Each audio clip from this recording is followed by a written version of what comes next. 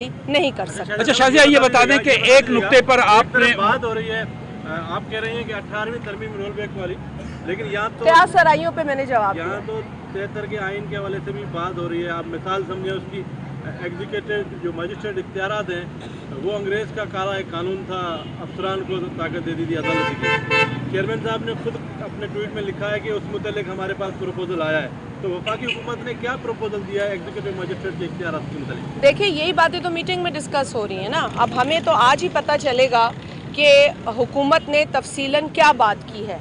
मैंने जैसे आपसे कहा कि ये भी मुनासिब नहीं है कि बात को सुने बगैर फ़ैसला किया जाए, और ये भी मुनासिब नहीं है कि मतलब ये कि अगर एक हेडलाइन है उस पर मैं पूरी खबर दे दूं।